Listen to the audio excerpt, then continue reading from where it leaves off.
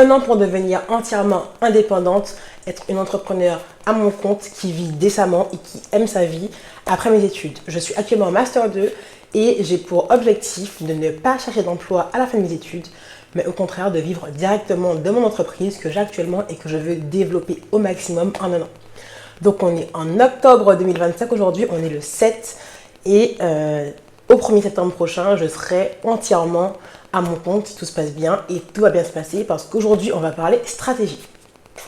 Je me suis acheté ce carnet parce que j'ai réalisé que jusqu'à présent, je n'avais pas de stratégie réelle pour faire croître mon entreprise. Sauf que là, maintenant, ça devient un enjeu super important parce que c'est pas juste un truc à côté, ça va vraiment être mon gagne-pain, mon projet de vie finalement et il faut que je m'y mette à fond. Donc j'ai acheté ce carnet pour vraiment centrer toute l'évolution de mon business, les objectifs, ce que je dois apprendre et les to-do. Donc je l'ai acheté littéralement ce midi, j'ai eu l'idée aujourd'hui et je me suis dit il faut vraiment que tu partes sur une vraie stratégie parce que c'est ce qui fait décoller un business et c'est ce que tu n'as jamais fait pour l'instant. Il y avait un peu une stratégie de créer du contenu, voilà, vite fait, se dire ok il faut être présent, faut essayer d'arranger un petit peu le site. Mais là j'ai réalisé qu'il faut vraiment penser vision, penser plus loin et donc let's go. Alors ce carnet, j'ai écrit tout ce que je compte faire avec. C'est un de la marque Paper Blanks. Franchement, j'aime beaucoup leur cover et tout. Enfin, c'est trop mignon. Et je le prends sans ligne pour pouvoir faire des tableaux tranquillement, écrire dans tous les sens. Parce que c'est un peu comme ça que j'écris. Je suis vraiment quelqu'un des carnets. J'en ai plein. Et celui-là va vraiment être celui de ma marque. Donc, j'ai écrit tout ce que je vais faire avec. Donc, Goal Tracker. Donc, vraiment traquer les objectifs. Budget, planning, rappel. Outils de branding. Gérer les publicités parce que je compte mettre aux publicités payantes. Jusqu'à présent, j'ai fait que de l'organique, ça a très bien marché, mais je veux vraiment développer l'entreprise et je pense qu'il faut voir plus loin et que si je ne veux pas allouer de temps, par exemple, aux réseaux sociaux, il faut que la boîte puisse toujours tourner. Donc, je dois dès maintenant mettre en place une stratégie liée aux publicités. Ensuite, la réputation, la création de contenu pour l'entreprise, la veille, la stratégie, le marketing et la vision. Donc, on démarre pour octobre avec certains objectifs qui, je pense, peuvent servir à tous les business. Donc, je ne vais pas forcément mettre le détail, mais le dire globalement. Donc, tu pourras l'appliquer à ce que tu fais éventuellement. Objectif de ce mois-ci, 10 articles bien référencés.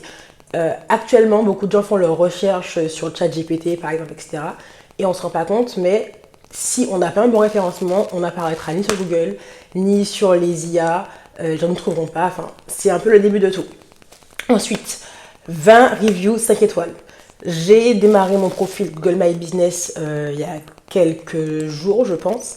Et je me suis rendu compte qu'il fallait absolument que j'ai des avis positifs et des avis développés pour que ma marque prenne en crédibilité. Aussi, j'ai demandé à ChatGPT de faire un audit de la crédibilité de ma marque en ligne et il m'a dit qu'effectivement il n'y avait pas trop de témoignages en ligne, etc. Donc il fallait remédier et je prends ça très à cœur.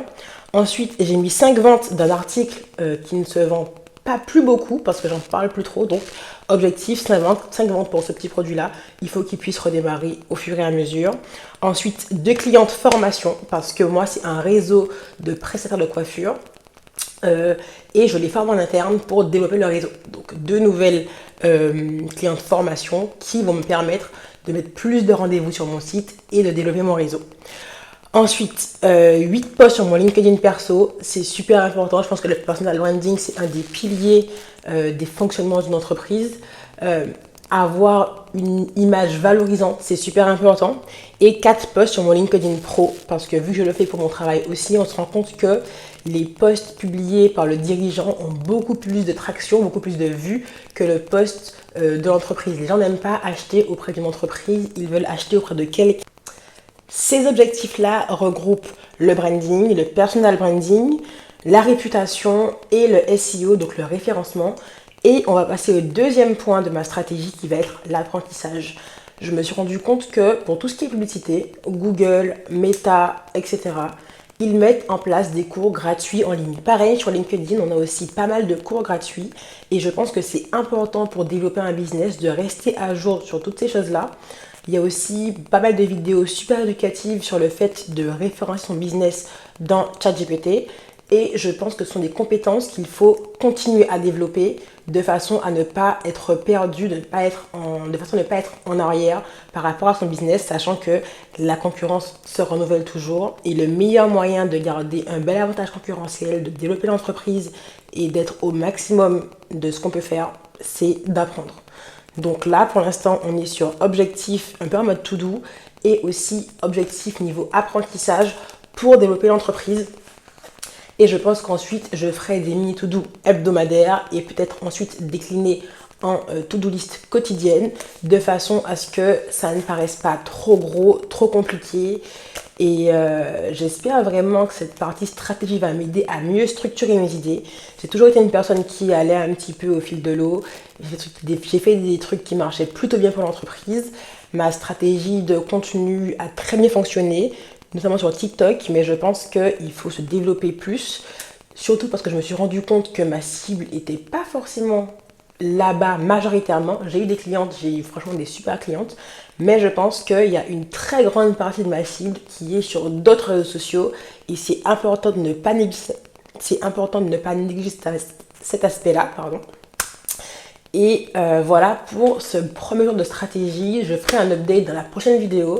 Si ce sujet vous plaît, si vous aussi vous voulez être indépendant, entrepreneur d'ici un an, ou si vous voulez simplement réussir à mieux structurer votre projet, n'hésitez pas à vous abonner et à suivre l'aventure. Merci beaucoup. Ciao.